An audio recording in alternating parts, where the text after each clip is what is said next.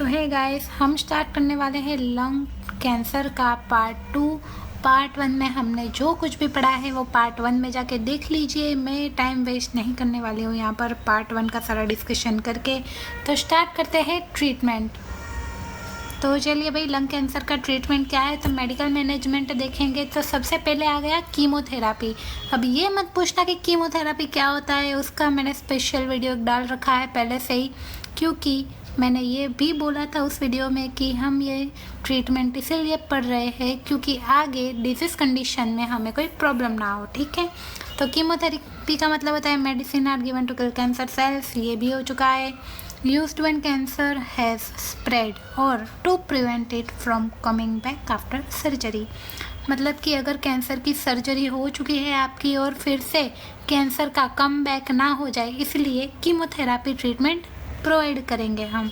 उसमें आप ड्रग के नाम भी लिख सकते हो याद हो तो। चलिए फिर आता है रेडिएशन थेरापी। तो पावरफुल रेस क्या करेंगे, डिस्ट्रॉय करेंगे कैंसर सेल को। ऑफन कंबाइन विथ कीमोथेरापी और यूज्ड फॉर स्मॉल ट्यूमर्स। मतलब इसे कॉम्बिनेशन थेरापी में भी दे सकते हैं। छोटे से ट्यूमर को किल करने के लिए कीमोथेरापी प्लस रेडिएशन थेरापी, इसको क्या बोलेंगे, कॉम्बिनेशन थेरापी। क्योंकि कॉम्बिनेशन हो रहा है ना, कॉम्बिनेशन हो रहा है, दोनों का कंबाइन हो रहे हैं। टारगेटेड थेरापी ये मैंने पढ़ाया नहीं था क्योंकि ये इतना ज़्यादा इम्पोर्टेंट नहीं है, फिर भी इजीली याद रह जाए ऐसा है। टारगेटेड थेरापी मतलब कि आपका टारगेट क्या है भाई, कैंसर सेल्स को अटैक करके उसे किल करने का ना। मतलब इसमें स्पेशल टाइप की मेडिसिन होती है टारगेट थेरापी में जो कि कैंसर सेल पे अटैक करेगी। ठीक है, स्पेसिफिक प्रॉब्लम्स होंगे जिसमें उस पर ये अटैक करेगा और कैंसर को किल करेगा। फिर होता है इम्यूनोथेरापी। नाम से ही पता चल जाता है कि क्या बात हो रही है इसमें। मतलब ये इम्यून सिस्टम को बूस्ट करेगा, किसके खिलाफ, कैंसर के खिलाफ। ठीक है, used in advance stage of lung cancer. ठीक है, एडवांस स्टेजेस होते हैं उसमें यूज़ होता है ये। Palliative care focus on controlling symptoms like pain और breathing problems specially in later stage. Palliative care में क्या होता है कि मतलब जो सिम्टम्स होते हैं, पेन होता है, ब्रीथिंग प्रॉब्लम्स होते हैं, उन्हें कंट्रोल करते हैं। ठीक है, फोकस उस पर ज़्यादा होता है कि हम सिम्टम्स को रिड्यूस करें। ठीक है, पैलिएटिव केयर मतलब क्या होता है कि हमें पता ही है कि इंसान ना उसमें मतलब उसके पास कुछ ही दिन बचे हैं, हम कैंसर को किल तो कर देंगे, ठीक है, उसे हटा देंगे, लेकिन ना ह्यूमन है वो बच नहीं सकता है। ठीक है, तो हम क्या करेंगे, पैलिएटिव केयर देंगे। उसमें क्या होगा कि उसके सिम्टम्स रिड्यूस करेंगे ताकि उसे ज़्यादा पेन ना हो और कोई भी तकलीफ़ होती है उसे रिड्यूस करेंगे। तो ये था मेडिकल मैनेजमेंट। अब आ गया सर्जिकल मैनेजमेंट। तो सर्जिकल मैनेजमेंट में सर्जिकल मतलब क्या, ऑपरेशन। ठीक है, ऑपरेशन करेंगे उसको बोलते हैं सर्जिकल मैनेजमेंट। लोबेक्टोमी तो रिमूव वन सेक्शन और लोब ऑफ द लंग। कोई एक लोब होता है लंग का, वो रिमूव करेंगे तो उसे कहते हैं लोबेक्टोमी। अब ये मत पूछना कि लंग्स में लोब क्या होता है, ठीक है, वो पता होना ही चाहिए। नहीं पता तो सर्च कर लो जाके या फिर किताब में ढूंढ लो, ईजी है, सर्च कर लो। ठीक है, किताब में कहाँ ढूंढने बैठोगे यहाँ वहाँ। मैं बता सकती हूँ मुझे पता है, लेकिन अगर आप खुद ढूंढोगे, अगर आपको पता है तो वेल एंड गुड यार, फिर तो तुम पास हो ही जाओगे, टेंशन नहीं है कोई। लेकिन अगर नहीं पता है, क्या हो भाई, नहीं पता होता किसी को, कोई बात नहीं, अभी पता लगा लो। ठीक है, सर्च कर लो जाके ताकि आपको याद रहे, वरना मैं भी बता सकती हूँ लेकिन वो आपको याद नहीं रहेगा। ठीक है, ज़्यादा एडवाइस नहीं देनी है। चलो भाई, बहुत हो गया। Pneumonectomy remove the entire lung. Entire lung मतलब पूरा का पूरा फेफड़ा बाहर नहीं निकालेंगे, एक साइड का फेफड़ा बाहर निकालेंगे। ठीक है, एक साइड का। फिर आ गया सेगमेंटेक्टोमी और वेज रिसेक्शन। मतलब इसमें क्या होता है, मैं मेरी लैंग्वेज में बता देती हूँ आपको कि अगर पूरे लंग में कहीं पे भी कोई स्मॉल पार्ट है लंग का, अगर वहाँ पर कैंसर डिटेक्ट हुआ है तो वो स्मॉल पार्ट को ना निकाल लेंगे सर्जरी करके, ठीक है। तो उसे क्या कहेंगे, सेगमेंटोमी। मतलब यहाँ पे क्या हो गया, लोब नहीं निकाल रहे पूरा, एंटायर लंग भी नहीं निकाल रहे, क्या कर रहे, छोटा सा स्मॉल सा पार्ट निकाल रहे हैं लंग का, ठीक है।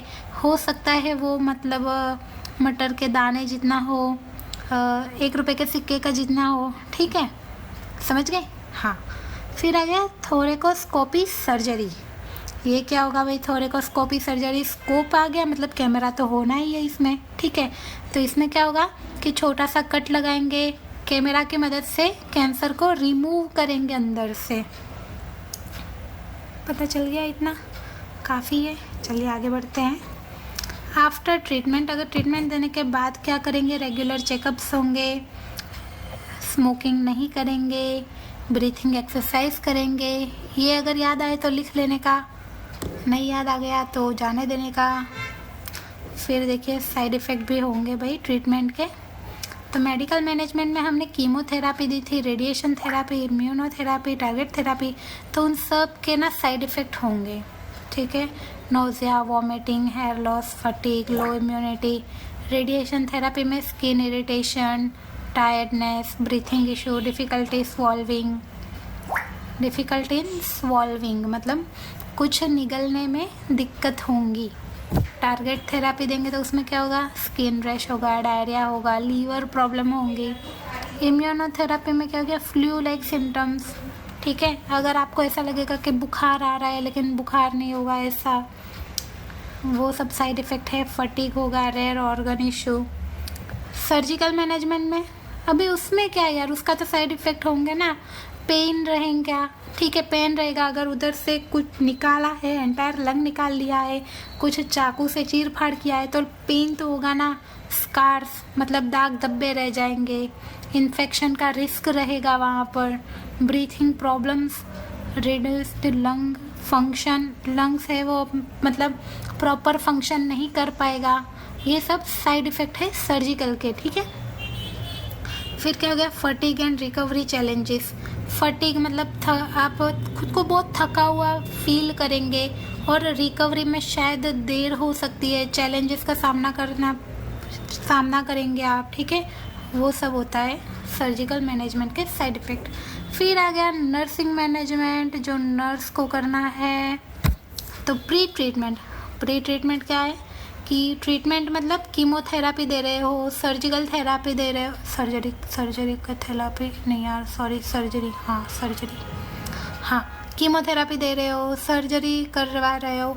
तो प्री ट्रीटमेंट में क्या होगा, उसका पहले आप पेशेंट को एजुकेशन करोगे, ठीक है। प्रोसीजर हो रही है, कोई ट्रीटमेंट है, ठीक है, उसके साइड इफ़ेक्ट जो होंगे तो वो सब आप पहले पेशेंट को उसके बारे में बताओगे, एजुकेट करोगे पीपल को कि हाँ भाई कीमोथेरापी में ये होगा, ये सर्जरी में ये होगा, ठीक है। Encourage smoking session of applicable, उसको स्मोकिंग से मतलब आपको इंकरेज करना है उनको कि भाई स्मोकिंग है वो बंद कीजिए, एजुकेशन दीजिए कि भाई स्मोकिंग से ये होता है, वो होता है। Psychological support, address fear, anxiety, depression. तो भाई ये फियर, एंग्जाइटी, डिप्रेशन कैसे दूर होगा, अगर पेशेंट को पूरी जानकारी होगी तो वो थोड़ी ना डरेगा, ठीक है। तो पहले एजुकेशन देंगे, फिर सपोर्ट देंगे उनको psychological, provide counselling, support group information. देखो ये सब का ना मेरे को मतलब बताने की ज़रूरत नहीं है, ये आपको पता है, मुझे पता है, ठीक है, ये पता है आपको, ये मुझे पता है। तो ये ना ज़्यादा वीडियो लंबा ना खींचते हुए हम आगे बढ़ते हैं। बेस लाइन असेसमेंट, तो आपको असेसमेंट करना है कि उसका रेस्पिरेटरी स्टेटस क्या है, पेन लेवल क्या है, न्यूट्रिशनल स्टेटस क्या है, इमोशनल हेल्थ उनकी कैसी है, ये सब आपको असेस करना है।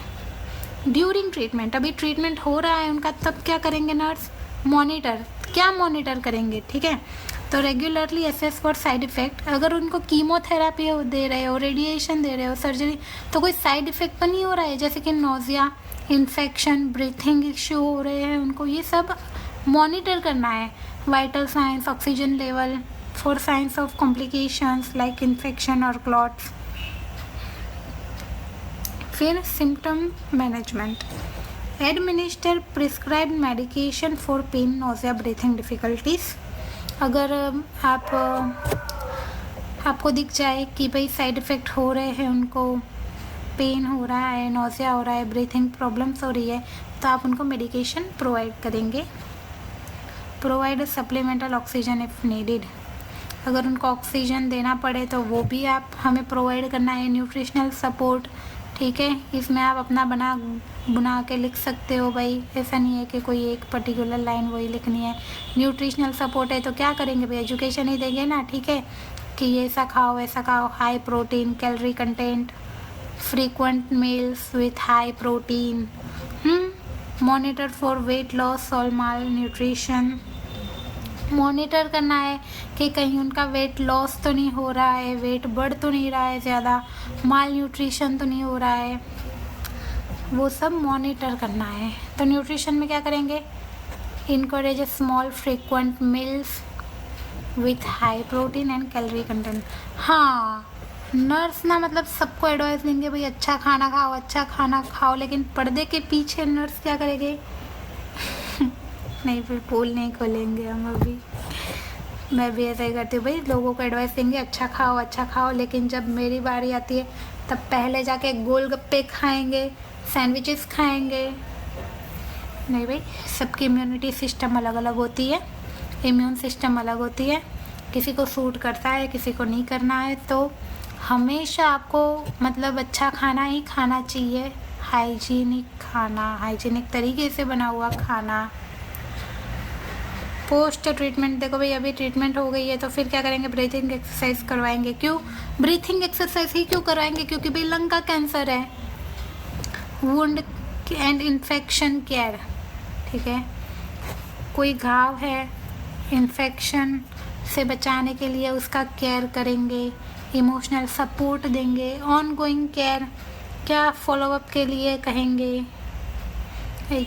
एजुकेट ऑन साइंस और complications, promote healthy life style, improve recovery, ये सब यार क्या है, ये तो अपने तरीके से बना के भी लिख सकते हैं, ठीक है। तो आज के लिए इतना ही, ये था पार्ट 2 लंग कैंसर का। आई होप आपको समझ आ गया होगा। हाँ, ये सब है पार्ट 1 का, देख लो लास्ट में दिखा रही हूँ, ठीक है तो ये यहाँ पे पूरा हो गया है हमारा लंग कैंसर, बहुत ही ईजी था। ये नोट्स में भी आपको काम आ सकता है, ये सब लिख लेंगे आप, इनमें से कुछ नहीं तो भाई थोड़ा तो याद रहेगा, बहुत एक दूसरा खुद का बना के डालो, लॉजिक लगा के लिखो, काफ़ी है। चलिए मिलते हैं फिर नेक्स्ट वीडियो में।